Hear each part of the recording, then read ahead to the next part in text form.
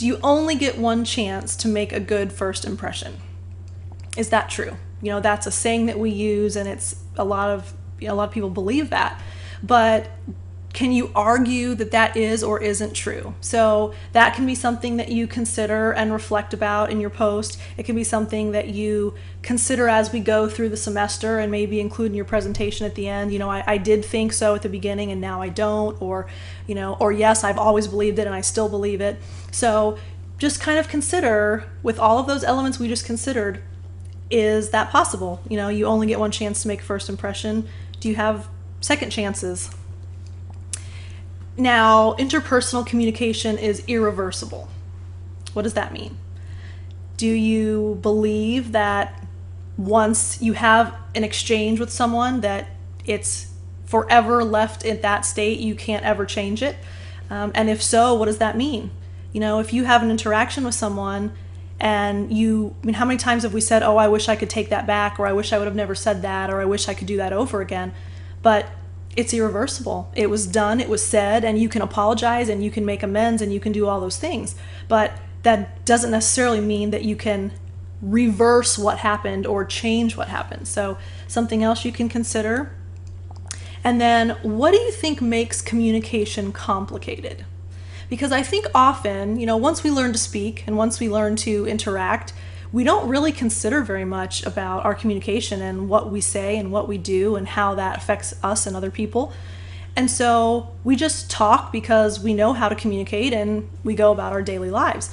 But if you really start teasing apart all of the information and all of the components in communication, it's really complicated. So what are some of the things you think are the most difficult or most challenging about communication? And what does it mean to be other-oriented? We're going to talk about that phrase a lot because it's something that can really revolutionize the way that you communicate with each other. And so what does it mean to be other-oriented? If you just hear those two words in that phrase, other-oriented, what are your first thoughts about what that means? And we will talk a lot more about that so you can get feedback on whether or not you're communicating effectively what other-oriented means. And then you can, you know, adjust based on that. So, all right, what I would like you to do, and like I said, if you need to pause to complete this, please feel free to do that. On your piece of paper or on whatever you have in front of you, on a scale of 1 to 10, I'd like you to create impersonal on one end, intimate on the other. So we talked about that before, that the relationship with people goes from impersonal to intimate. And now I would like you to place people on the scale.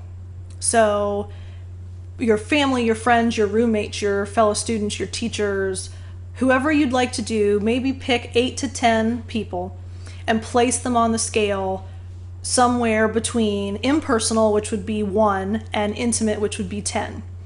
And then once you have them on your scale, decide 3 characteristics that determine how you placed them.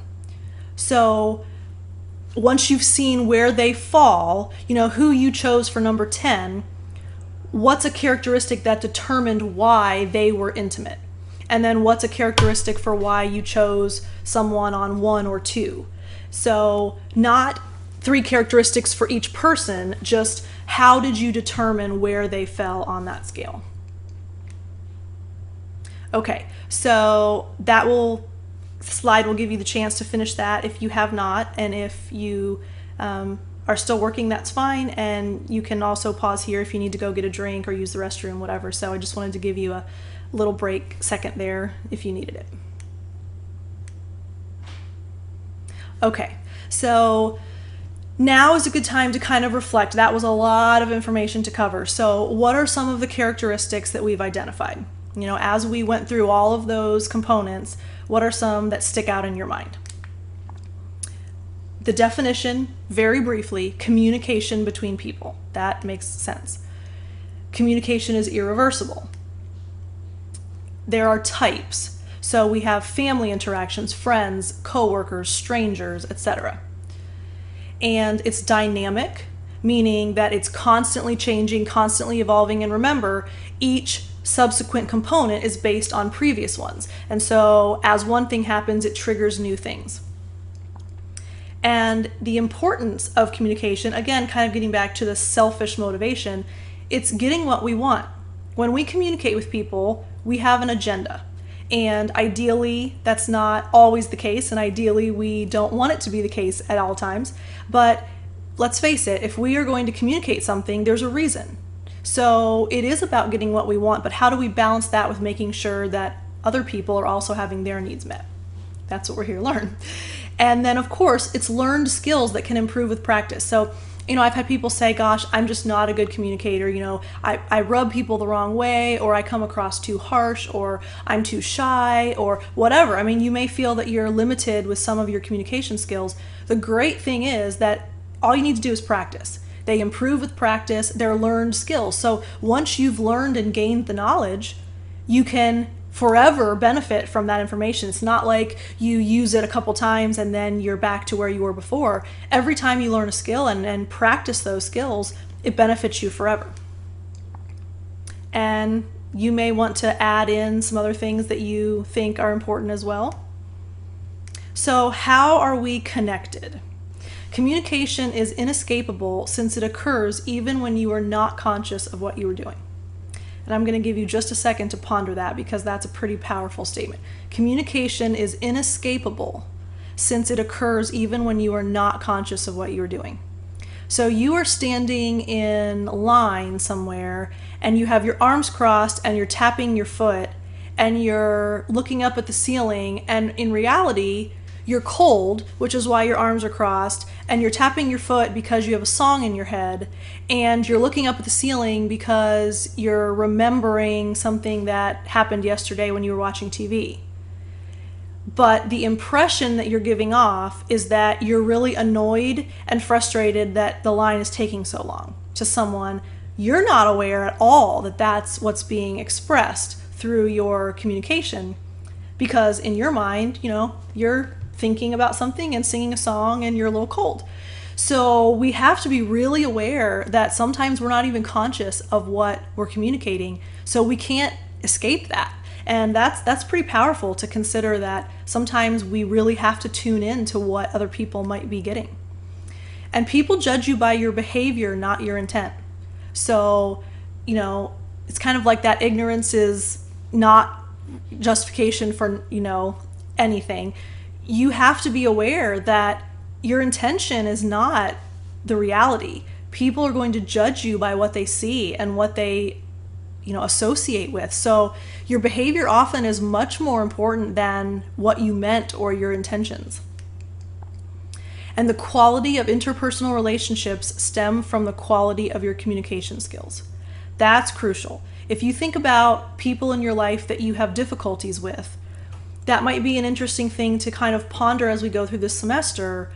Why is the quality of my relationship, why do I have an issue with that? Well, maybe it's communication skills, and not necessarily just your communication skills, maybe their communication skills. So remember, it's reciprocal. So it's not all your fault, it's not all their fault, it's probably a combination. So, if we want good quality relationships, we have to have quality communication skills, which is hopefully what you're going to get at the end of this semester. Good or bad. Interactions in relationships are either symmetrical or complementary. And what's the difference? That is something that I'd like you to make sure that you kind of read in detail in the book. They cover this quite a bit. And so the symmetrical component and the complementary component of interactions, that's something that is important for you all to be aware of. So please make sure that you are aware of that and be aware of the problems with each. So, we have good and bad with symmetrical relationships and complementary relationships. So identify what the challenges and the problems are with each, and then what are the benefits of each, because again, good and bad, there's usually pros and cons with anything. So how do we find the best of either type of relationship? Do you happen to think one is better? That might be something that you post about. So it's complicated. We've talked about that. There are so many variables. What are some of the variables? How do we identify all of the things that go into communication? And then, of course,